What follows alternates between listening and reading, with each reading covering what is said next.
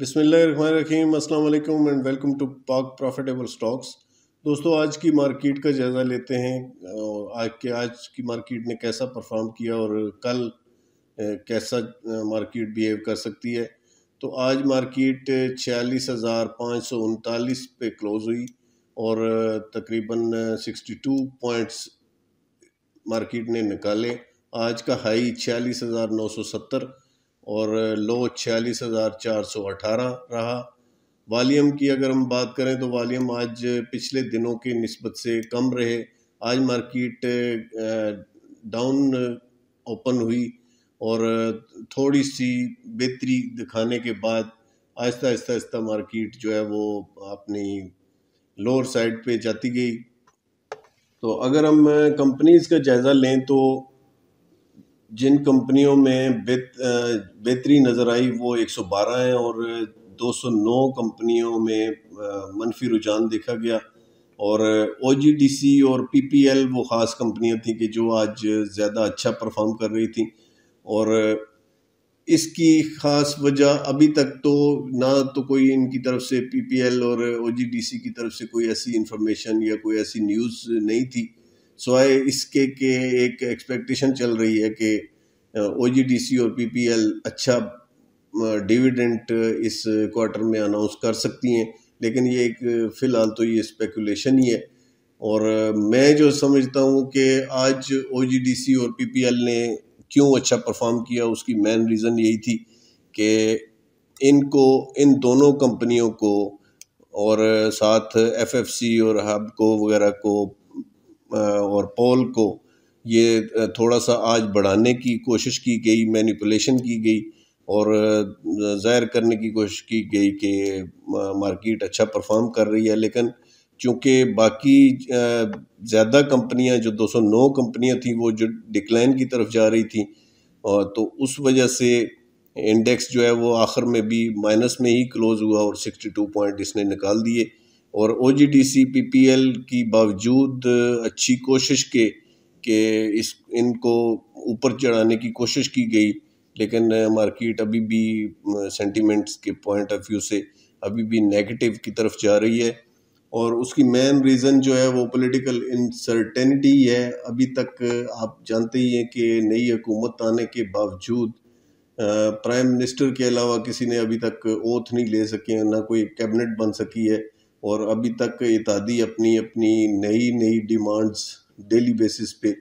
जो कि तब्दील होती जा रही हैं और ज़्यादा से ज़्यादा हासिल करने की कोशिश की जा रही है कि इस बहती गंगा में ज़्यादा से ज़्यादा हाथ धो सकें। तो उस वजह से जो सेंटिमेंट्स हैं, जो एक इन्वेस्टर्स जो सोच रहा है कि पता नहीं ये हुकूमत चलती है नहीं चलती है और किस हिसाब से आगे का सेटअप बनता है। और दूसरा, इमरान खान की जो एक जलसों की एक कैंपेन चल रही है, वो उसमें अवाम की बड़ी पजीराई मिल रही है उनको और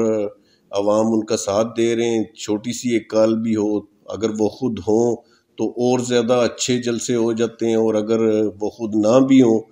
तो सिर्फ एक कॉल हो जाए तो पूरे पाकिस्तान में लोग बाहर निकल रहे हैं।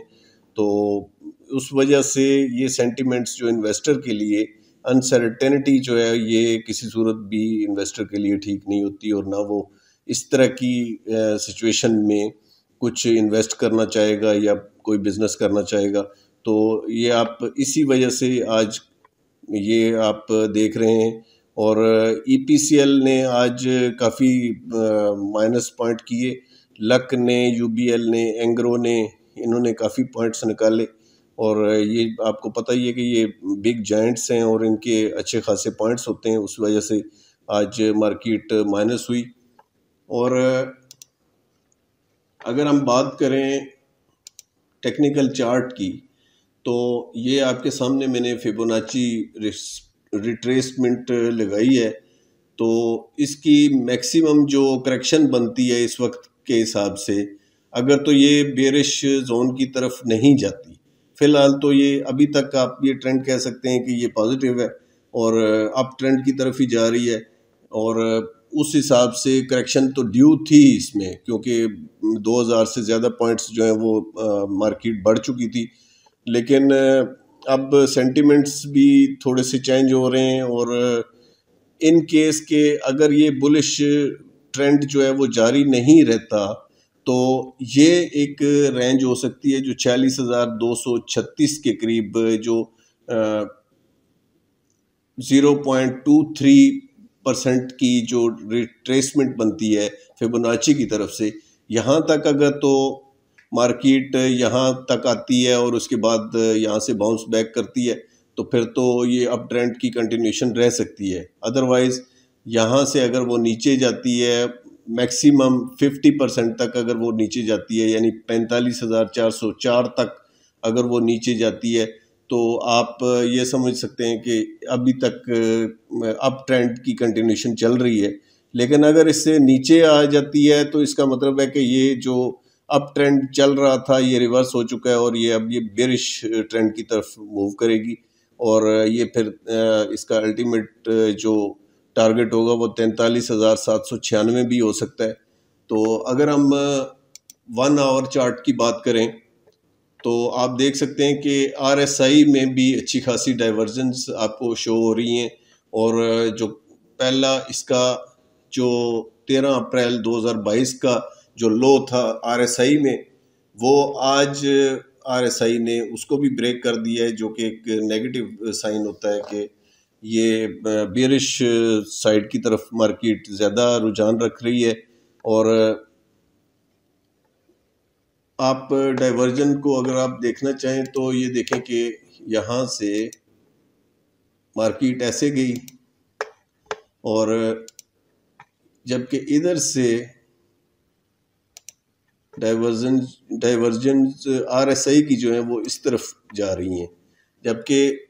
प्राइस जो है वो ऊपर की तरफ जा रही थी। तो ये क्लियर कट इंडिकेटर होता है कि मार्केट जो है वो अपना मूड चेंज कर रही है, और 15 मिनट में भी आप देख सकते हैं कि डाइवर्जेंस अच्छी खासी क्लियर हो चुकी हैं, ये देखिए। तो उस वजह से अब स्ट्रेटजी क्या हो सकती है, स्ट्रेटजी ये होनी चाहिए कि इस वक्त तक अगर आपने कोई प्रॉफिट बुक नहीं किया, क्योंकि मार्केट जो है वो 2000 से ज़्यादा पॉइंट्स अच्छे खासे, यानी जिनको आप कह सकते हैं कि वो पॉजिटिव दिखा चुकी है, एक अपना हाई बना चुकी है। और अब अगर तो सेंटिमेंट्स इसी तरह के रहते हैं और जैसे कि सियासी हालात चल रहे हैं तो मार्केट नीचे की तरफ आने का चांस हो सकता है। अगर तो अब आजकल में काबीना का कुछ अनाउंसमेंट हो जाती है और इत्तेहादियों को गवर्नमेंट ये राज़ी करने में कामयाब हो जाती है तो फिर तो चांस ये लगता है कि मार्केट यहाँ से ही ये कम से कम 23% जो रिट्रेसमेंट बनती है इससे ही यहाँ से मार्केट यहाँ इसको टच करके इसके बाद ऊपर जा सकती है, या फिर 38% है और मैक्सिमम जो है वो 50% रिट्रेसमेंट करके तो यहाँ से मार्केट यानी 45,396 के लेवल से ऊपर इसको जाना चाहिए। और लेकिन डिपेंड सिर्फ यही कर रहा है कि अगर तो सियासी हालात ठीक होते हैं तो ये मार्केट ऊपर जाएगी, अदरवाइज नीचे आ सकती है। और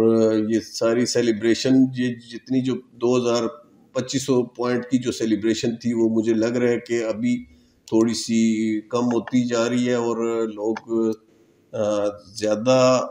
ये देख रहे हैं कि क्या ये गवर्नमेंट जो है वो इस वक्त क्या कुछ आगे कुछ डिलीवर कर पाएगी, कोई इनको टाइम कुछ मिलता है नहीं मिलता है। तो ये सारी चीज़ें जो हैं वो आपने भी एहतियात करनी है, और अगर तो जहाँ पे भी आपको थोड़ा सा भी अप मूव मिलती है और आपके स्टॉक्स जो हैं वो ग्रीन होते हैं तो आप साथ साथ प्रॉफिट टेकिंग लाजमी कीजिए, अदरवाइज़ आप स्टक भी हो सकते हैं और मार्केट नीचे बॉटम की तरफ फिर से सफ़र अपना स्टार्ट कर सकती है। तो इसलिए एहतियात करें। और जो रही बात उसकी EPCL की, तो EPCL ने आज काफ़ी डाउनवर्ड ट्रेंड दिखाया है, और EPCL को भी अगर हम फिबोनाची रिट्रेसमेंट देखें इसकी तो 23% के करीब जो इसकी रिट्रेसमेंट बनती है वो तो ऑलमोस्ट ये हो चुका है ये शेयर, तो अब देखना ये है कि यहाँ से ये बाउंस बैक करता है या नहीं करता है। तो डिपेंड वही बात है कि अगर तो सिनारियो ठीक रहता है और जो सियासी गवर्नमेंट है, जो सियासी हालात हैं हमारे, वो किसी अच्छी पॉजिटिव साइड पे चलते हैं और ये हुकूमत फंक्शनल हो जाती है। और फंक्शनल होने से मुराद ये है कि इसकी कैबिनेट आ जाती है और ये अपने इत्तेहादियों को राज़ी करके उनको साथ शामिल कर लेती है, तो फिर तो उम्मीद यही है कि ये पॉजिटिव परफॉर्म कर सकता है। अदरवाइज़ ये इसकी अच्छी खासी ये ऊपर जा चुका था और ईपीसीएल ने रिट्रेसमेंट तो दिखानी ही थी, करेक्शन इसमें ड्यू थी। लेकिन अभी फिबोनाची की जो रिट्रेसमेंट बनती है 0.23% के हिसाब से, तो वो तो अभी ये मुकम्मल कर चुका है। अब अगर तो सियासी हालात ठीक हो जाते हैं तो ये यहाँ से इसको बाउंस बैक करना चाहिए और मुझे लगता यही है कि यहाँ से ये 80 और 79.36 से लेके, जो कि फिबोनाची का भी एक अच्छा लेवल बन रहा है, यहाँ से ये बाउंस बैक करेगा और इस पे आप यहाँ पे इसकी बाइंग बन सकती है। लेकिन एक पोर्शंस में बाइंग कीजिएगा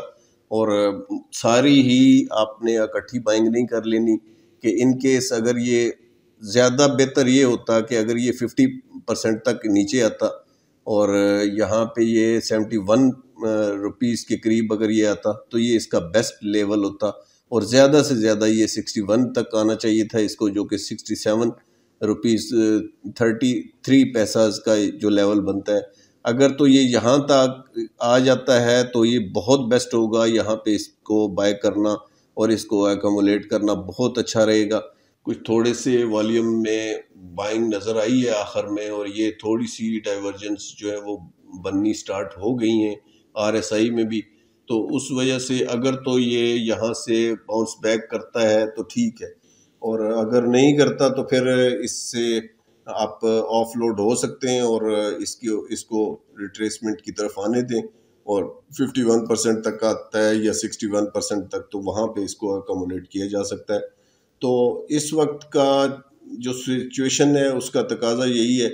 कि इस वक्त एहतियात की जाए। जब तक सियासी हालात ठीक नहीं होते आप कुछ भी नहीं कह सकते और इन्वेस्टर का जो सेंटीमेंट है वो तकरीबन शटर्ड हो चुका है। और इस वक्त तक चूँकि अब हफ्ते से ज़्यादा हो गया है और प्राइम मिनिस्टर ने ओथ ले लिया है, लेकिन अभी तक उनकी काबीना नहीं बन सकी और रोज़ नित नए डिमांड्स और नित नई ओहदों की ख्वाहिशें अपोजिशन यानी इनके इत्तेहादियों की तरफ से आती रहती हैं। तो अब देखना ये है कि ये उनकी सारी डिमांड्स मानते हैं, कितना ब्लैकमेल हो सकते हैं ये उनसे, तो या फिर हाथ खड़े करके तो इलेक्शन की तरफ जाते हैं। तो इस वजह से ये जब इस तरह की गैर यकीनी की सूरत हाल होती है तो फिर मार्केट ने कैसे परफॉर्म अच्छा कर सकती है वो,